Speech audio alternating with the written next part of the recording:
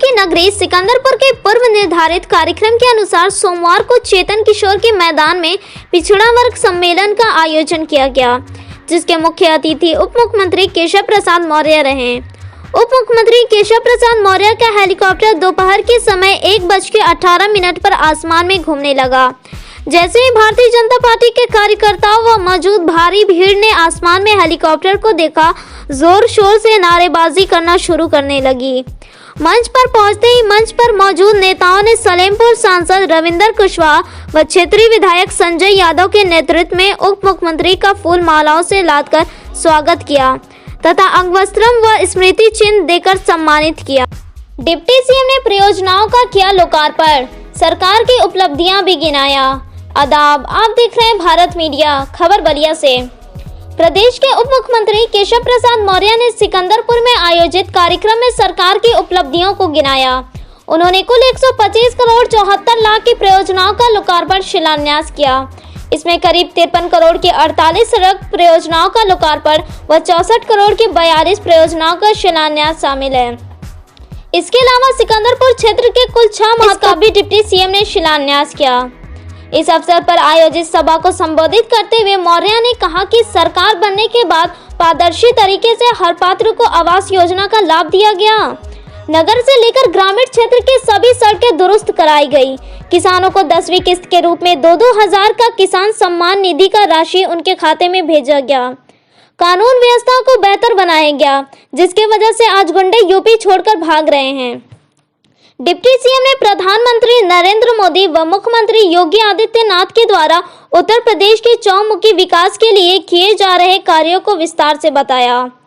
कार्यक्रम में सांसद सलेमपुर रविंद्र कुशवाहा, विधायक सिकंदरपुर संजय यादव, भाजपा जिला अध्यक्ष जयप्रकाश साहू, जिलाधिकारी अदिति सिंह, एसडीएम सिकंदरपुर प्रशांत नायक, डिप्टी कलेक्टर राहुल यादव, जिला सूचना अधिकारी अनुराग रंजन समेत अन्य अधिकारी मौजूद थे। बलिया से भारत मीडिया के लिए जीके खान की रिपोर्ट। गरीबों और सभी जरूरतमंदों को उपलब्ध करा देने का काम किया। याद करिए समाजवादी पार्टी की सरकार, मैं जानता हूं बलिया से मिनिस्टर भी होते थे उस समय की सरकार में। बताइए कितने घंटे बिजली आती थी पहले, और अब बिजली कितनी आ रही है। पहले बिजली के लिए मेरे बलिया, मेरा उत्तर प्रदेश दुखी रहता था, लेकिन आज हम गर्व से कह सकते हैं बलिया सहित उत्तर प्रदेश के सभी 75 जिलों को उतनी ही बिजली देते हैं। चुनाव सामने है, क्या कहना चाहेंगे? देखिए, मेरा तो सिर्फ एक विषय है जो आज से हजारों साल पहले महाराजा सुहेलदेव जी जिस विचारधारा को लेकर के इस देश में पैदा हुए थे, तमाम सारे हिंदू समाज का रक्षा उन्होंने किया था और गरीबों की रक्षा की, यहाँ की हर समाज के लोगों की रक्षा किए। उसी विचारधारा को लेकर के हमारी भारतीय जनता पार्टी, उसके प्रधानमंत्री, उसके मुख्यमंत्री, और यहाँ जो आप जिनके नेतृत्व में ऐसे हमारे बड़े भाई संजय यादव जी जिनके नेतृत्व में यह कार्यक्रम हुआ था, ये सारे लोग सिर्फ वही हजारों साल पुरानी जो परंपरा है, जो उनकी विचारधारा महाराजा सुहेलदेव जी की है, उसी को लेके चल रहे हैं। हम सबका साथ, सबका विकास और गांव के गरीब किसान और गांव के प्रत्येक व्यक्ति जो पिछड़ा है, जो एकदम शोषित है, वंचित है, उसको उठाने का काम कर रहे हैं। तो देश में ऐसी पहली सरकार आई है जिसने राजभर समाज के इतने सारे प्रतिनिधियों को उठा करके देश की पंचायतों में पहुंचाने का काम किया है। तो आप महाराजा सुहेलदेव के विचारों पर चल रहे हैं और कुछ लोग ऐसे हैं जो गाजी सलार की मजार पे चादर चढ़ाते हैं, क्या कहना चाहेंगे उनके लिए? देखिए, मैं बताया कि 2 विचारधारा की लड़ाई है, एक महाराजा सुहेलदेव जी की और दूसरा मुगल शासक सैयद सलार मसूद गाजी की। उनकी जो विचारधारा पे चलने वाले लोग हैं, आप सब इतिहास पढ़ेंगे तो वो आपको पता चलेगा।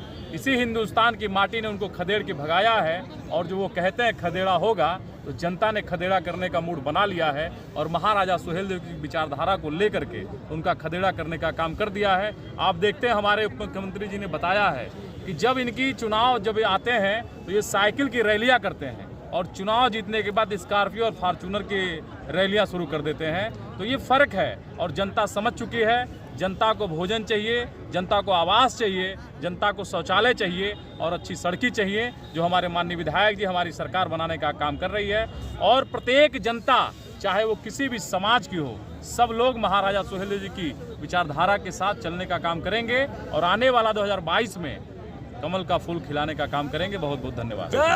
सिकंदरपुर आए और उन्होंने किस तरीके का मैसेज दिया और आगामी प्रदेश के उप मुख्यमंत्री श्री केशव मौर्य जी विशेष रूप से आज यहाँ सिकंदरपुर की धरती पे आए थे और उन्होंने 5 वर्षों में जो भी सिकंदरपुर विधानसभा के विकास के लिए अपना सहयोग और आशीर्वाद दिया था, उसका उनके मन में था कि मैं चल के अपने हाथ से ही उसका सबका जनता को समर्पित करूंगा। इसलिए विशेष रूप से यहाँ आए थे। आज उसके साथ ही पार्टी का भी एक सामाजिक सम्मेलन था, पिछड़ा वर्ग सम्मेलन था, जिसमें आज वो विशेष रूप से यहाँ उपस्थित हुए। जी बताइए, कितने का शिलान्यास और लोकार्पण किए?